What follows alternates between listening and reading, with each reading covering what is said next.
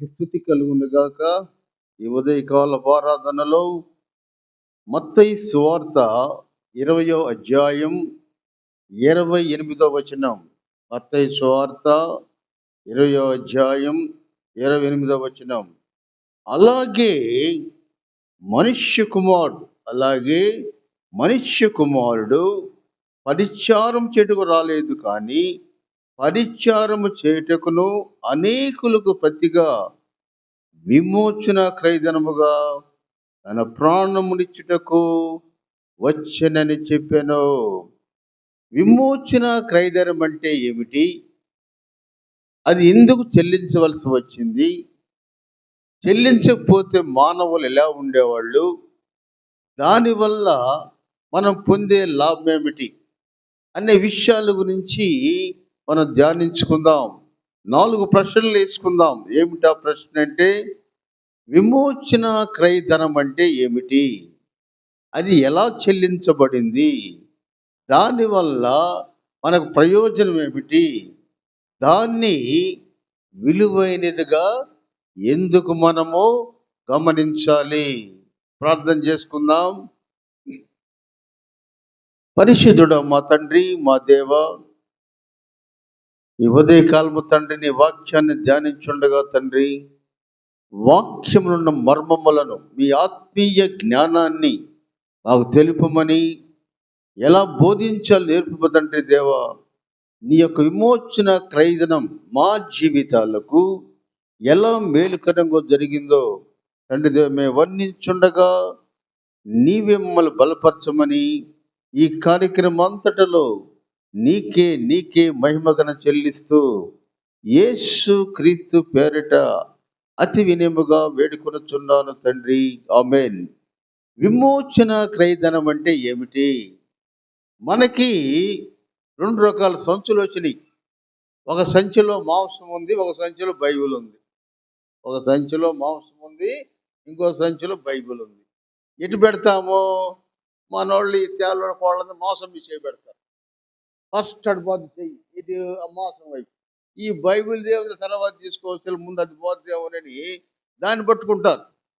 కానీ మేమైతే ఏం చేస్తామంటే బైబిల్ని పట్టుకుంటాం. ఎందుకు పట్టుకుంటామో తెలుసా? అది ఖరీదైన వస్తువు కాకపోయినా, కేజీ మాంసం 1000 రూపాయలు, బైబిల్ 250. ఎందుకు బైబిల్ని పట్టుకుంటామంటే అది విలువైన పుస్తకము, దాన్ని అమూల్యంగా పరిగణిస్తాము. అది మన జీవితాలకు ఉపయోగకరముగా ఉంటుంది. అందుకని ఈ 2 వస్తువుల్లో కూడా విలువైనది ఏదో దాన్ని పట్టుకుంటాం. అలాగే మానవాళికి అనేకమైన బహుమతులు ఇచ్చాడు దేవుడు. అనేక బహుమతులు, మంచి పరిస్థితి, మంచి ఉద్యోగము, మంచి ఆస్తి, ఇవన్నీ ఇచ్చినా కూడా వీటికన్నిటికంటే కూడా గొప్పది ఏమిటంటే విమోచన క్రయధనము.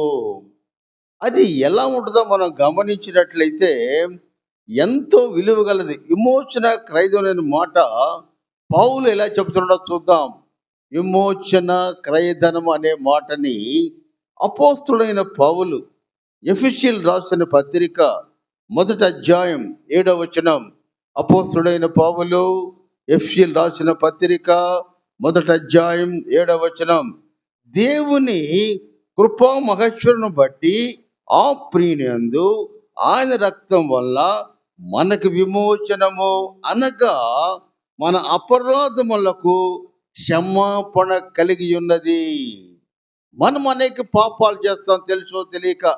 అవన్నీ కూడా క్షమాపణ దొరకాలంటే ఎక్కడ ఉందో తెలుసా? దేవుడిచ్చిన అతి ప్రయోజనాల కంటే కూడా నీ మంచి ఆరోగ్యం గురించి కానీ, నీ మంచి స్టేజ్ గురించి కానీ దేవుడు పట్టించుకోడు. మంచిగా ఏమిటంటే చనిపోకపోకముందు నీ పాపాలకి నా పాపాలకి విడుదల కలుగు చేయడానికి దేవుడు ఏం చేశాడో తన కుమారుని లోకాన్ని పంపించినట్లుగా మనం గమనించాలి. విమోచన క్రయధనం అంటే విడుదల చేయటం. విడుదలంటే ఒక పాపాన్నించి, ఒక కష్టాన్నించి విడుదల చేయటం అంటారు దాన్ని. ఇంకా క్లియర్గా చెప్పాలంటే మంచి మాట ఏంటంటే, విడుదల తీసుకురావటానికి చెల్లించే మూల్యం. మనం కారులో పోతూ ఉంటాం, ఒక బైక్ యాక్సిడెంట్ అవుతుంది, వాడు కాలు ఇరిగిపోతుంది, వాడు ఏం చేస్తాడు? క్లెయిమ్ చేస్తాడు, నువ్వు ఇరగొట్టావు నా కాలని. వాడిని సంతోషపరచటానికి, ఆ బాధ నుంచి విడుదల చేయటానికి వాడు 2 లక్షలు అడగచ్చు, 4 లక్షలు అడగచ్చు. ఆ డబ్బు చెల్లించంటే సెటిల్మెంట్ చేసే దానికి ఆ డబ్బు చెల్లించటం. అలాగే మన పాపాలకు విడుదల కూడా విమోచన క్రయధనము. మనం గమనిస్తే అసలు ఎందుకు చెల్లించబడింది? దేవుడు ఆదాము అవ్వల్ని ఏదైనా తోటలో పరిశుద్ధముగా సృష్టించి వాళ్ళకు అధికారం ఇచ్చాడు. ఏమిటి అధికారం? చూసినట్లయితే మనం ఆదికాండం 2వ అధ్యాయంలో స్పష్టముగా రాసింది. ఏమి రాసిందంటే, మీరు ఫలించి, ఆదికాండం 2వ అధ్యాయం 16-17 వచనాలు చూద్దాం. 16-17 వచనాలు. మీరు ఫలించి అభివృద్ధి పొంది విస్తరించి భూమిని నిండించి దానిని లోపరుచుకొనుడి, సముద్రపు చేపలను ఆకాశ పక్షులను భూమి మీద ప్రాకు ప్రతి జీవిని ఏలుడని చెప్పాను. ఏమో చక్కటి మాట. ఎందుకంటే వారు రోజు దేవుడితో మాట్లాడుతూ ఉంటారు ఉదయాన్నే. అందుకని దేవుడు వారికి ప్రతిఫలముగా ఈ భూలోకంలో ఉన్న ప్రతి దాన్ని మీరు ఏలుడని చెప్పాడు. అయితే ఒక చక్కటి మాట ఏమిటంటే, ఈ తోటలో ఉన్న ప్రతి వృక్ష ఫలములను నువ్వు నిరభ్యంతరంగా తినవచ్చును, మంచి చెడ్డలు వచ్చే ఫలం మాత్రము తినకూడదు. అనేకమైన ఏదోను తోట అంటే చాలా అందమైన తోట అది.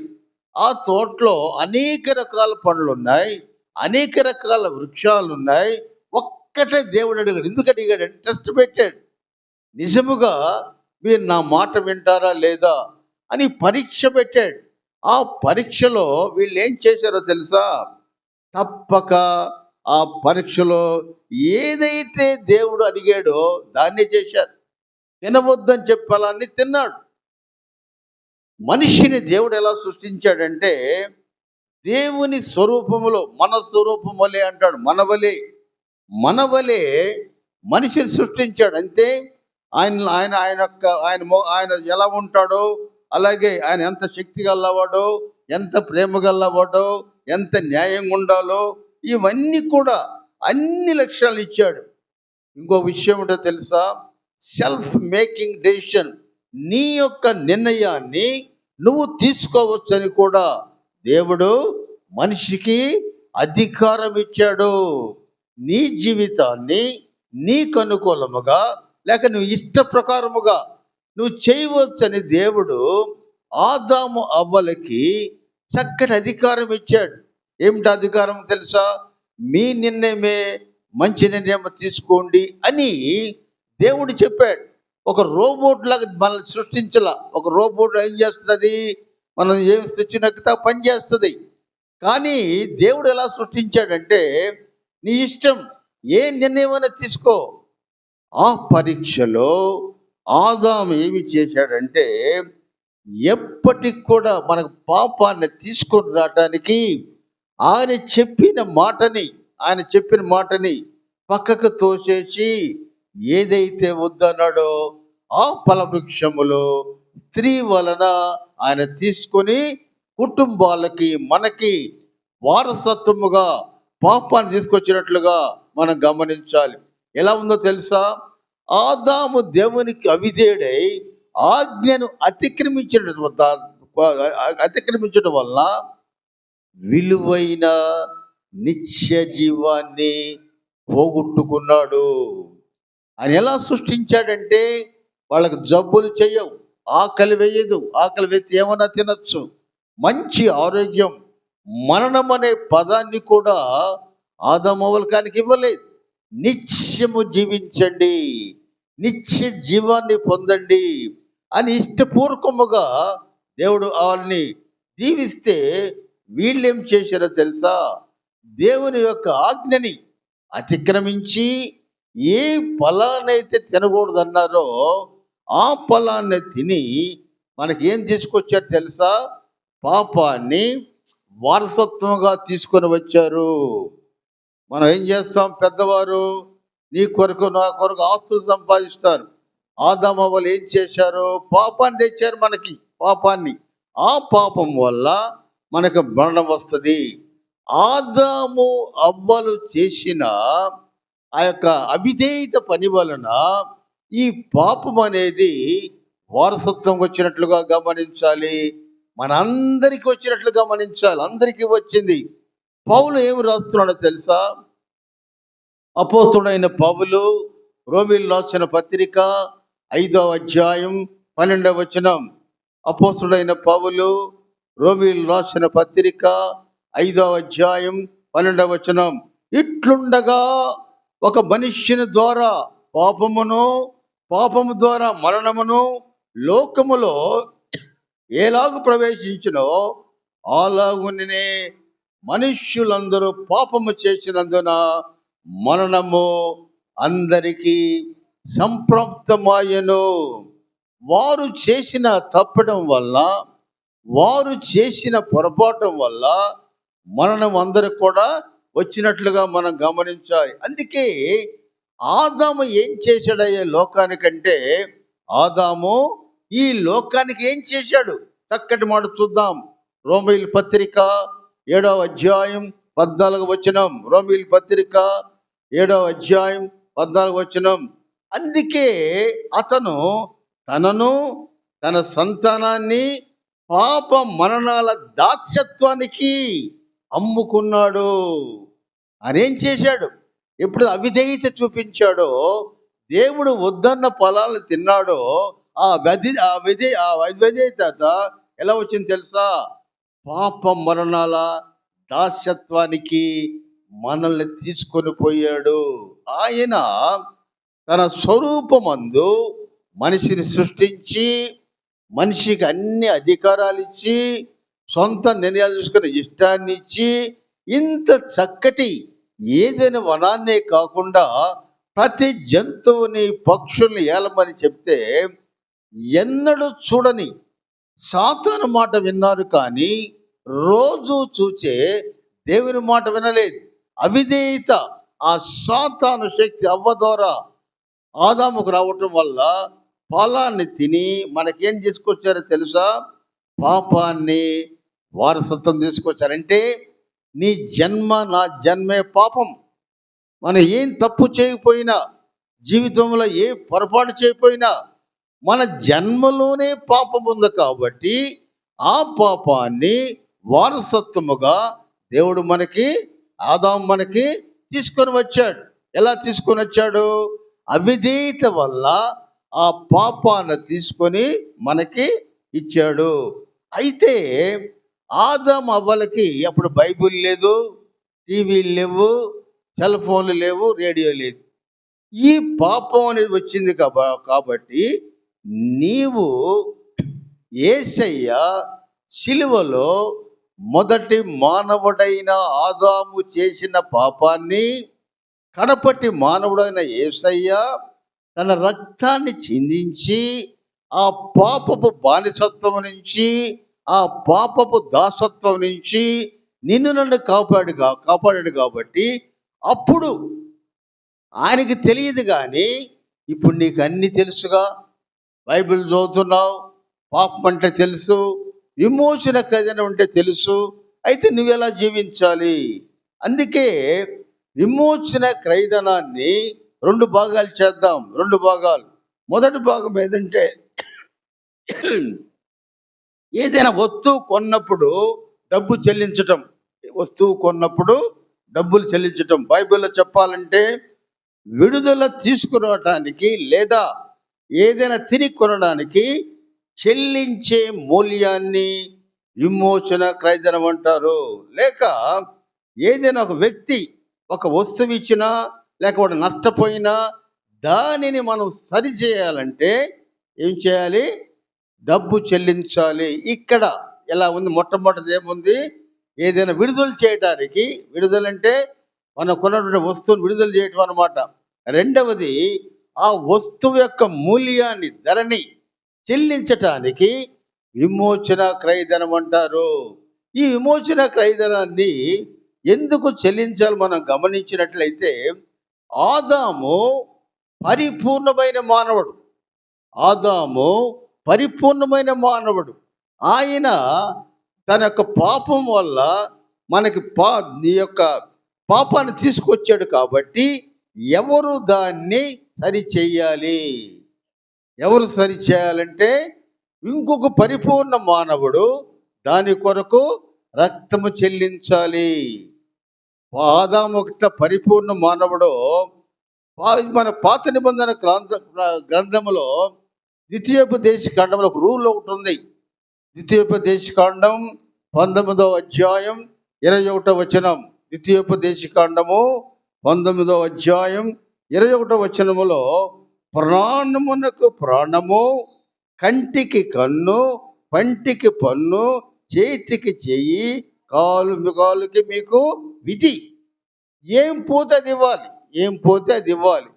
కాబట్టి ఈ యొక్క నిత్య జీవాన్ని పోగొట్టాడు కాబట్టి ఆ నిత్య జీవమైన ప్రాణాన్ని ఎవరు చెల్లించాలంటే పరిపూర్ణ మానవుడు చెల్లించాలి, లేక దేశయ్య చెల్లించాలి. పరిపూర్ణ మానవత్వం మానవుల్లో లేదు, మానవుల్లో లేదు. ఆయన దేవుని కుమారుడు. దేవుడు ఏం చేశాడంటే, పరిశుద్ధతలో దేవుడు చాలా గట్టిగా ఉంటాడు.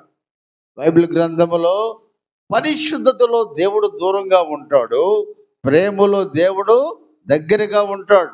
ఆ పరిశుద్ధత ఎలా పోగొట్టుకున్నామో, ఎవరి వల్ల పోగొట్టుకున్నామో మనం గమనించినట్లయితే, పరిపూర్ణ మానవుడైన ఆదాము ద్వారా మనం పోగొట్టుకున్నాము. కడపటి ఆదాము అనే యేసయ్య తన రక్తాన్ని చిందించి శిలువ మీద ఆ యొక్క భారాన్ని నీకు నాకు ఇచ్చినట్లుగా మనం గమనించాలి. చూద్దాం. అపోస్తుడైన పౌలు తిమోతికి రాసిన మొదటి పత్రిక 2వ అధ్యాయం 6వ వచనం. అపోస్తుడైన పౌలు తిమోతికి రాసిన మొదటి పత్రిక 2వ అధ్యాయం 6వ వచనం. ఆయన ఎవరంపై మానవుడు? ఆయన క్రీస్తు యేసున నరుడు. ఈయన అందరి కొరకు విమోచన క్రయధనముగా తనను తానే సమర్పించుకొనెను. అంటే ఏ వ్యక్తి ద్వారా మనకు పాపం వచ్చిందో, ఏ వ్యక్తి ద్వారా మనం మరణాన్ని సంపాదించుకున్నామో, ఏ వ్యక్తి ద్వారా మనం నష్టపోయామో, ఏ వ్యక్తి ద్వారా మనం కష్టాలు అనుభవిస్తున్నామో దాని పరిష్కారముగా అటువంటి పరిపూర్ణ మానవుని రక్తము ద్వారా మరలా అది సరిచేయబడదు. కాబట్టి యేసనే నరుడు శిలువ మీద తన ప్రాణాన్ని చెల్లించి ఆ యొక్క విమోచన క్రమం చెల్లించినట్లుగా మనం గమనించాలి. చూద్దాం. యోహాను రాసిన మొదటి పత్రిక 4వ అధ్యాయం 9వ వచనం. యోహాను రాసిన మొదటి పత్రిక 4వ అధ్యాయం 9వ వచనం. మనము ఆయన యేసు ద్వారా జీవించినట్లు దేవుడు తన అద్వితీయ కుమారుని లోకమునకు పంపెను. ఆయన ఏం చేశాడంటే, దీన్ని సరిచేయాలి, లెవెల్ చేయాలంటే అటువంటి వ్యక్తిని పంపించాలి. మనుషుల్లో ఎవరు కూడా పవిత్రులు లేరు, నీతిమంతులుగా లేరు. యేసు ప్రభు ద్వారా నీతిమంతులుగా తీర్చబడ్డాం, అంతే. మనం నీతిమంతులం కాదు, నీతిమంతులుగా తీర్చబడ్డాం. ఆ విమోచనకరం ఎవరు చెల్లించారంటే యేసు ప్రభు ఇష్టపూర్వకంగా చెల్లించినట్లు మనం గమనించాలి. ఇష్టపూర్వకం అంటే ఏమిటి? భర్తని విధేయతగా పొద్దున్నే భార్య ప్రేమించాలి. కాఫీ అంటే ఇంకా లెగవలేదయ్యా, పని ఉందా, నాకు తర్వాత ఇస్తాలే, పడుకో కాసేపు. అది అవిధేయత. ఎవరైతే ప్రేమిస్తారో తన భర్త ఎడల ఎవరికైతే గౌరవం ఉండదో విధేయతోటి ఇష్ట ప్రకారము పనిచేస్తారు. ఒక గృహములో మనం మామూలు భాషకి వెళ్తే చక్కటి కూరలు, చక్కటి అన్నం ఎలా వండుతారు? స్త్రీ తన భర్త ఎడల కుటుంబం ఎడల ప్రేమ కలిగి వండితే ఆ కూరలన్నో బాగుంటాయి. మనకు వచ్చేవాళ్ళు ఎవరు? ఆ దర్శనించి ఇంకా ముక్కుపాల వాళ్ళకి ఏం తెలుసు? వండడం చేత కాదు. అందుకని ఏం చేస్తారు? బ్యాగులు పట్టుకొని కర్రీ పాయింట్కి వెళ్తారు. ఎందుకు? ఇష్టం లేదు కాబట్టి. వండటం చేత కాదు, వండాలని తెలియదు, ఇదే చూపించాలని తెలుసు, ఇదే అయితే లేదు, కూరలు వండలేదు. అప్పుడు ఏం చేస్తారు? పాప అమాయకులు తేలోళ్ళందరూ బ్యాగులు పట్టుకొని ఆ కర్రీస్ పాయింట్కి వెళ్తారు. అక్కడికి వెళ్ళి కూరలు తెచ్చుకుంటారు. అవిధి అయితే ఎంత పని చేస్తుందంటే కుటుంబంలో నష్టాన్ని తీసుకొస్తుంది, కుటుంబాల్లో బాధ తీసుకొస్తుంది. అందుకే యేసు ప్రభు మాత్రం తండ్రి చెప్పాడు, నువ్వు వెళ్ళు, నీ ప్రాణాన్ని అర్పించు, మనుష్యులందరూ కూడా నా వైపు తిరుగుతారు. మంచి చక్కటి మాట తెలుసా? యోహాను సువార్త 17వ అధ్యాయంలో యేసుప్రభు ప్రార్థన, తండ్రి, లోకం పుట్టక మునుపు నాలో ఏ మహిమ ఉన్నదో ఆ మహిమతో తండ్రి దేవా వీళ్ళందరినీ మహిమ పరుస్తాను, అనేక లేఖలు తీసుకొని వస్తానని ప్రమాణం చేసిన యేసు ప్రభు అనీతిమంతుల కొరకు, పాపంలో జీవించే వారి కొరకు తనకేం సంబంధం లేకపోయినా రిక్తుడుగా తగ్గించుకొని వచ్చి తన ప్రాణాన్ని చెల్లించి విమోచన క్రయధనాన్ని సరిచేసిన దేవుడు. అపోస్తుడైన పౌలు ఫిలిప్పీయులకు రాసిన పత్రిక 2వ అధ్యాయం 7వ వచనం. అపోస్తుడైన పౌలు ఫిలిప్పీయులకు రాసిన పత్రిక 2వ అధ్యాయం 7వ వచనం. దేవునితో సమానంగా ఉండుట విడిచిపెట్టకూడని భాగ్యం అని ఎంచుకొనలేదు. ఎవరు? యేసయ్య. ఆయన దేవుడు, దేవుని కుమారుడు. ఇలా చేయాలనుకున్నాడు ఆయన. దేవునితో సమానముగా ఉండుట విడిచిపెట్టకూడని భాగ్యం ఎంచుకోనలేదు. కానీ మనుష్యుల పోలికగా పుట్టి దాసుని స్వరూపమందు గరుపును ధరించుకొని తనను తాను రిక్తునుగా చేసెను. ఏమాట తెలుసు? నువ్వు భూలోకానికి వెళ్ళు, నువ్వు అందరి కోసం చనిపో, ఆ విమోచన ఖైదాన్ని చెల్లించు అని చెప్పినప్పుడు యేసు ప్రభు వెంటనే ఒప్పుకున్నాడు. ఈ భూలోకానికి వచ్చాడు. ఎలా వచ్చాడు ఆయన? మనం గమనిద్దాం. యెహోవా దేవుడు తన కుమారుని యొక్క జీవాన్ని అద్భుత రీతిలో మరియమ్మలో ప్రవేశించి ఆ జీవత్వ మూలముగా యేసు ప్రభు జన్మించినట్లుగా మనం గమనించాలి. లూకా సువార్త 1వ అధ్యాయం 35వ వచనం. లూకా సువార్త 1వ అధ్యాయం 35వ వచనం. పరిశుద్ధాత్మ మీ మీదకు వచ్చును. మరియమ్మతో అంటున్నాడు దేవదూత, పరిశుద్ధాత్మ నీ మీదకు వచ్చును, సర్వోన్నతుని శక్తి నిన్ను కమ్ముకొనును, కనుక పుట్టబోవు శిశువు పరిశుద్ధుడై దేవుని కుమారుడు. ఇక్కడ చూద్దాం, పరిశుద్ధత ఒకటే మండుతుంది చెప్తున్నాం తెలుసా? ఆదాము పరిశుద్ధ పోగొట్టాడు. ఎప్పుడైతే ఆదాము అవ్వలు పరిశుద్ధత పోగొట్టుకున్నాడో దేవుడు ఇద్దరిని బయటికి నెట్టేసి ఇద్దరు కెరూబులు పెట్టాడు కాపలా, మళ్ళీ లోపలికి వస్తారేమోనని. అంత గట్టిని ఎందుకు తీసుకున్నాడంటే అపరిశుద్ధులు దేవుని దగ్గర ఉండటానికి వీలు లేదు, అప్పటి ఉండకూడదు. పరిశుద్ధులు మాత్రమే దేవునితో సాంగత్యం చేయాలి, పరిశుద్ధులు మాత్రమే దేవునితో ఉండాలి. కాబట్టి వాళ్ళు ఏం చేశాడంటే వెంటనే తరిమేశాడు. ఇక్కడ యేసయ్య ఒక ప్రణాళిక ప్రకారముగా రిక్తుడై దేవునితో సమానమైన వ్యక్తి అయినా కూడా తగ్గించుకొని మరియమ్మ జన్మించిన తర్వాత ఆయన ఏం చేశాడు తెలుసా? శిలువ మీద, మ్రాను మీద భయంకర శిక్ష అనిపించాడు. ఎన్నో 39 కొరడ దెబ్బలు తిన్నాడు. 6 లీటర్ల రక్తాన్ని కార్చేశాడు ఆయన. అటువంటి యేసు ప్రభు ఏం చేశాడంటే ఆదాము పాపము చేసి ప్రశస్తమైన పరిపూర్ణ మానవ జీవితాన్ని పోగొట్టుకోవటం వల్ల యేసు ప్రభువు శిలువ మీద పవిత్రమైన రక్తాన్ని చెందించాడు. అది విమోచన క్రయధనం. అంటే నీ కొరకు నా కొరకు ఈ మరణమనే దాస్యం నుంచి, మరణమనే పాపాన్నించి మనం తప్పించుకోవాలంటే మనం చనిపోయిన తర్వాత యేసు ప్రభు యొక్క ఉనికిలో, ఆయన ఉనికిలో ఉన్నట్టు మనం లేపబడి మరలా జీవాత్మను పొంది మరలా జీవించాలంటే ఆదాము చేసిన ఆ పాపం యొక్క తప్పుని యేసు ప్రభువు తన రక్తాన్ని చిందించి దాన్ని సరిచేసినట్లుగా మనం గమనించాలి. అందుకే అపోస్తుడైన పౌలు కొరింథీయులకు రాసిన మొదటి పత్రిక 15వ అధ్యాయము 45వ వచనం. అపోస్తుడైన పౌలు కొరింథీయులకు రాసిన మొదటి పత్రిక 15వ అధ్యాయం 45వ వచనం.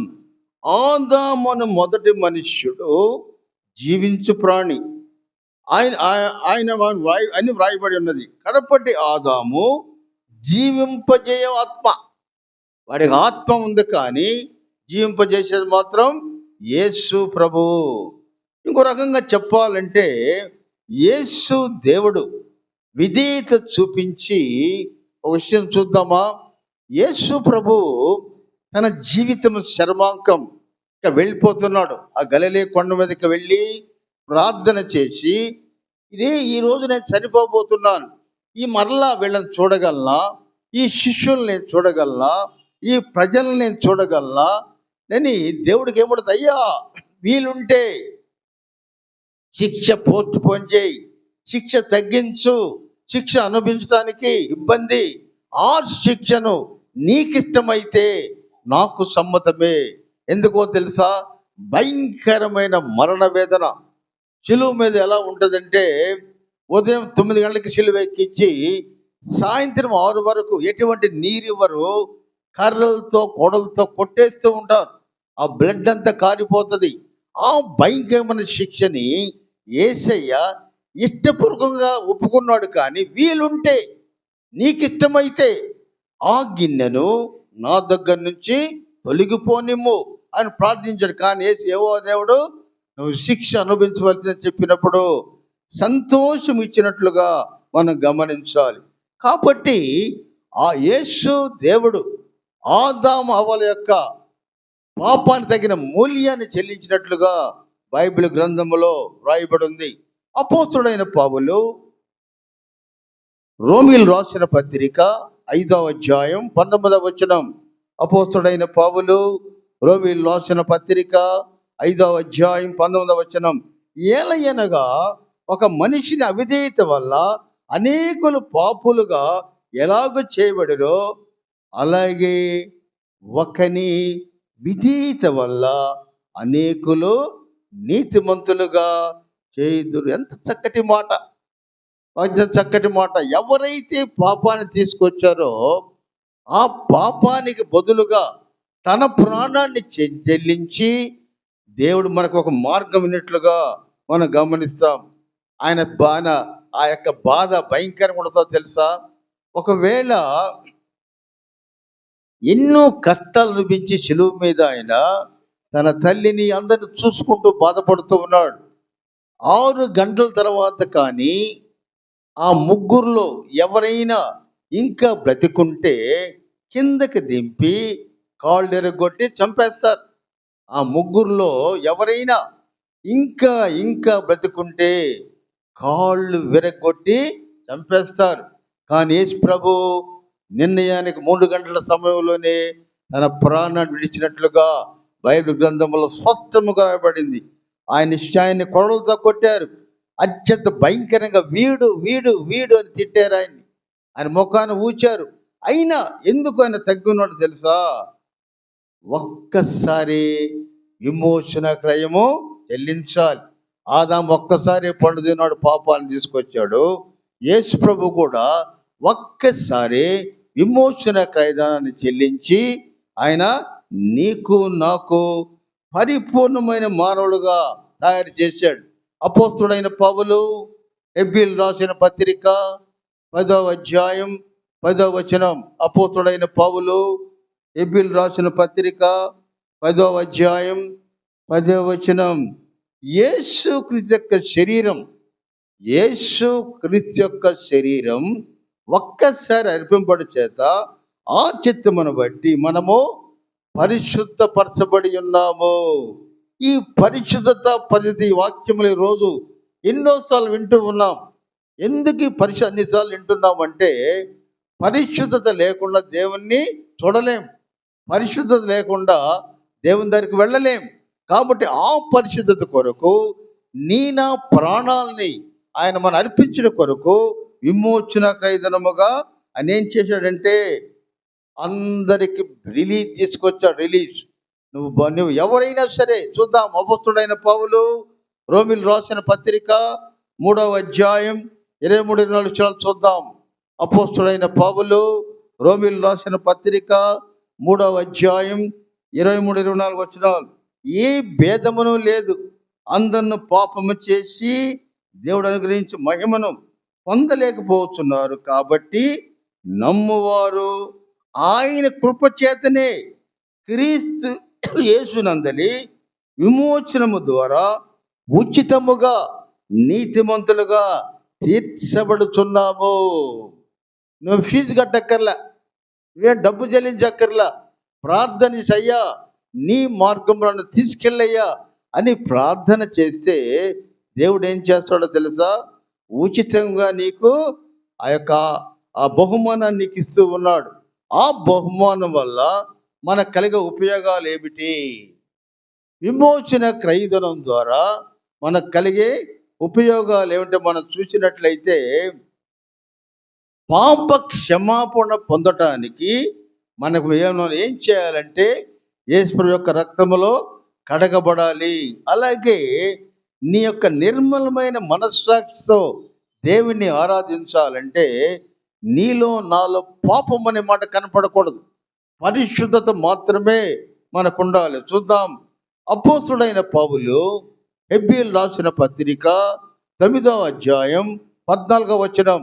అపోస్తలుడైన పౌలు హెబ్రీయులకు రాసిన పత్రిక 9వ అధ్యాయం 14వ వచనం. నిత్యుడగు ఆత్మ ద్వారా తన్ను తాను దేవునికి నిర్దేశుగా అర్పించుకున్న క్రీస్తు యొక్క రక్తం నిర్జీవ క్రియలను విడిచి జీవము గల దేవుని సేవించుటకు మీ మనస్సాక్షిని ఎంతో ఎక్కువగా శుద్ధి చేయును. అరే, నేను ఇలా ఉన్నాను, నా పరిస్థితి ఇలా ఉంది, నేను పాపములో ఉన్నానా, అబద్ధపు జీవితంలో జీవిస్తూ ఉన్నానా, కష్టాల్లో జీవిస్తున్నానా, చనిపోతే ఏమైపోతాను, నా పరిస్థితి ఏమిటి? అందరికీ దేవుడిచ్చేటువంటి బహుమానం ఏమిటో తెలుసా? విమోచన క్రయధనము. ఆయన్ని ఎవరైతే విమోచన క్రయధనం పొందాలనుకుంటున్నామో మనం నిర్భయంగా దేవుణ్ణి ప్రార్థించవచ్చు. ఎందుకంటే అది ఉచితంగా వచ్చేది కాబట్టి నిర్భయముగా దేవుణ్ణి మనం ప్రార్థించాలి. ఎలా? పాపం వల్ల వచ్చే జీతం మరణం కాబట్టి ఆ మరణాన్ని తప్పించిన యేసు ప్రభు నిజమైన గొప్ప దేవుడు. ఈ నిత్యజీవం పొందిన తర్వాత నువ్వు రెండవ రాకడ అయిన తర్వాత 1000 ఏళ్ల పరిపాలన తర్వాత నీకు మరణం ఉండదు, నీకు జ్వరం ఉండదు, నీ కష్టాలు ఉండవు, నీకేమి నష్టాలు ఉండవు. అంత అదృష్టముగా, అంత దీవెనగా మనం జీవించాలంటే విమోచన క్రయధనం యొక్క లాభాన్ని మనము పొందాలి. దాన్ని గురించి యేసు ప్రభు గారిని ప్రార్థించినట్లయితే ఆయన దానిని ఉచితముగా ఇస్తాడు. ఎందుకు? చూద్దాం. యోహాను రాసిన పత్రిక 3వ అధ్యాయం 16వ వచనములో దేవుడు లోకమును ఎంతో ప్రేమించెను. యోహాను రాసిన పత్రిక 3:16. యోహాను సువార్త. దేవుడు లోకం ఎంతో ప్రేమించెను కాగా ఆయన తన అద్వితీయ కుమారునిగా పుట్టిన వానియందు విశ్వాసముంచు ప్రతివాడును నశింపక నిత్య జీవం పొందినట్లు ఆయన అనుగ్రహించెను. కాబట్టి ఇటువంటి ఏర్పాటు ఉన్న మనం దేవుడికి ఏం చేయాలి? కృతజ్ఞత చూపించాలి. కృతజ్ఞత ఎందుకు? ఆదాము చేసిన పాపం వల్ల నిత్య జీవాన్ని పోగొట్టుకున్నాము, పరిశుద్ధతను పోగొట్టుకున్నాము. నువ్వు మరలా నీ కుమారుణ్ణి శిలువ మరణము ద్వారా రక్తంలో కడబడిన మాకు మరలా నిత్య జీవాన్ని ఇచ్చావు కాబట్టి నీకు కృతజ్ఞాస్తుతులు చెల్లించాలి. దేవుని కృతజ్ఞాస్తుతులు ఎలా చెల్లించాలి? ఉదయకాలం చివరి ఒక ప్రశ్న వేసుకుందాం. కృతజ్ఞాస్తుతులు ఎలా చెల్లించాలి? చూద్దాం. యోహాను సువార్త 5వ అధ్యాయం 3వ వచనం. యోహాను సువార్త 5వ అధ్యాయం 3వ వచనం. మనం ఆయన ఆజ్ఞ గైకొనుటే దేవుని ప్రేమించుట, ఆయన ఆజ్ఞలు భారమైనవి కావు. కాబట్టి ఆయన నీకు నాకు ఏ ఆజ్ఞలు ఇచ్చాడో వాటిని గైకొంటే చాలు. ఏం చేయక్కల, మనం డబ్బు చెల్లించక్కర్లేదు, ఏమి చేయక్కర్లేదు. ఆయన విశ్వాసం ఉంచి ఆయన ఆజ్ఞలు మనం కానీ సేవించినట్లయితే ఆయన ఆజ్ఞలు భారమైన కావు. ఏమిటి? అబద్ధం ఆడకూడదు, ఇది పొరపాటుతో బాగుండాలి, అందరిని ప్రేమించి, తప్పేం లేదు, చాలా ఈజీగా ఉంటాయి ఇవన్నీ. కానీ మనం ప్రతిదానికి అబద్ధమే. ఉదయం ఉదయం అబద్ధం అనమాట. ఏం అబద్ధం? తండ్రి రాత్రి నీ కొరకు ప్రార్థించా, వడిదే నిద్రపోతే రాత్రి అంతా ఎప్పుడు ప్రార్థించా? నువ్వు రాత్రి అంతా ప్రార్థించింది అక్క. ఏమని? మళ్ళా తెల్లారి నాకు ఇచ్చావయ్యా అని. ఎప్పుడు ప్రార్థించా? అన్ని అబద్ధాలే. ఈ అబద్ధపు జీవితాల నుంచి మనం బయటపడాలంటే ఏం చేయాలి? దేవుణ్ణి వేలుకోవాలి. ఎందుకు యేసు ప్రభువుని ఎన్నుకోవాలి? ఎందుకు యేసు ప్రభువుని మనం ప్రార్థించాలి? చక్కటి మాట. యోహాను సువార్త 3వ అధ్యాయం 36వ వచనం. యోహాను సువార్త 3వ అధ్యాయం 36వ వచనం. కుమ్మోని యందు విశ్వాసం ఉంచువాడే నిత్య జీవం కలవాడు. ఎవరైతే who wants to get the eternal life, ఎవరికి నిత్య జీవం కావాలో, ఎవరైతే నిత్య జీవాన్ని పొందాలనుకుంటున్నారో, యేసు ప్రభు యొక్క ఆ శిలువ రక్తములో కనబడిన మనం ఆయన కొరకు ప్రార్థించాలి, ఆయన విశ్వాసం ఉంచాలి. విశ్వాసము లేకుండా దేవునికి ఇష్టడైనట అసాధ్యం. అసాధ్యాన్ని సాధ్యం చేసే నువ్వు ఈ ఉదయకాలం మనం ఏం చేయాలో తెలుసా? దేవుణ్ణి ప్రార్థించాలి. ప్రభురాత్రి భోజనములో ఆచరించాలి మనం. ఎందుకు? యేసయ్య ఈ లోకాన్ని వదిలేటప్పుడు ప్రభురాత్రి భోజనాన్ని ఆచారముగా పెట్టాడు.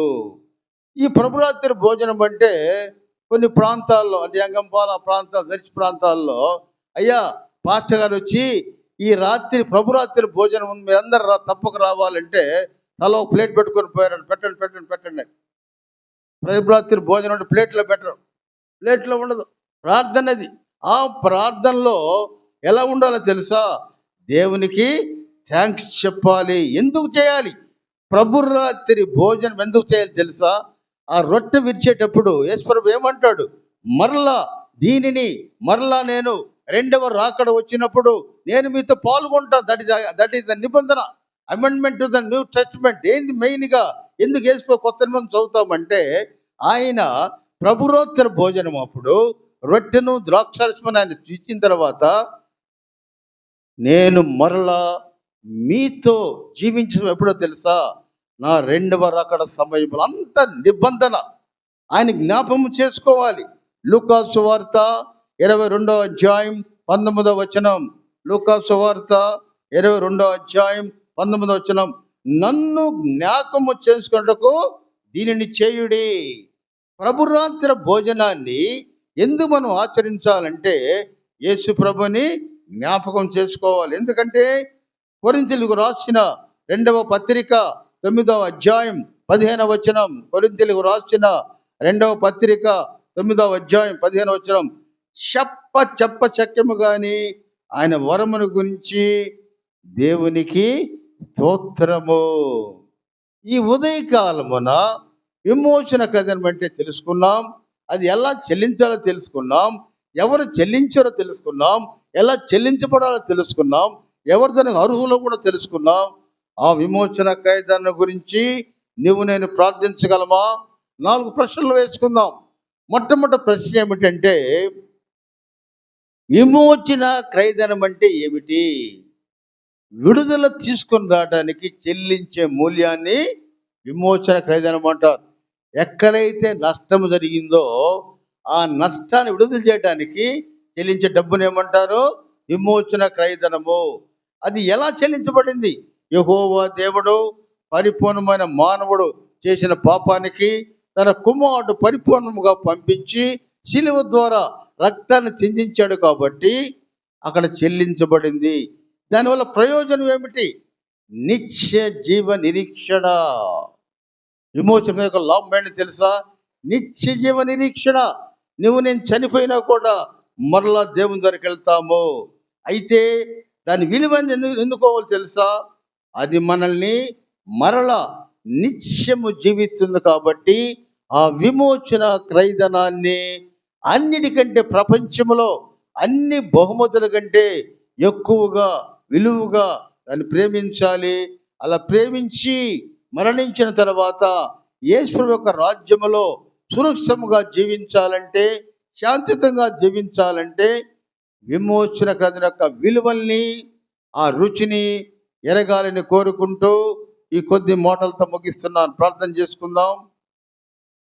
కృపా సత్యవంతుడైన దేవా, చేసిన మా తండ్రి, ఈ ఉదయకాలం తండ్రి దేవా, నువ్వు చెల్లించిన విధానాన్ని బట్టి ఎంతో వందనాలు చెల్లిస్తున్నావు తండ్రి. నాయన నేను జ్ఞాపకం చేసుకుంటున్నావు తండ్రి దేవా, నీ ప్రేమని విలువను జ్ఞాపకం చేసుకున్నావు తండ్రి.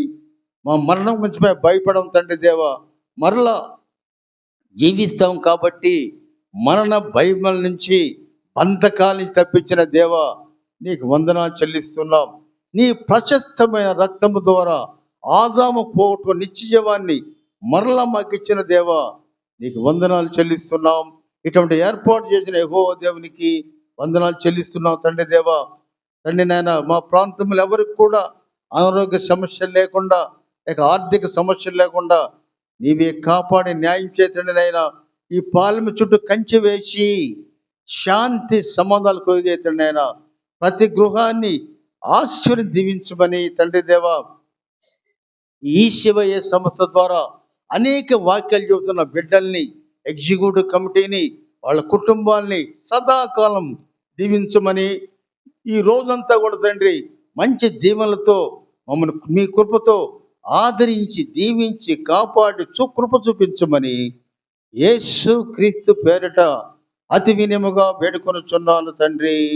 ఆమేన్. కృపయో, క్రీస్తు యొక్క రక్షణయో, పరిశుద్ధత అన్వేషకారం విమోచన క్రయము ద్వారా తండ్రి నిత్య జీవాన్ని పొందే మమ్మల్ని ఆదరించి దీవించి కావలించి కాపాడి నడిపించును గాక.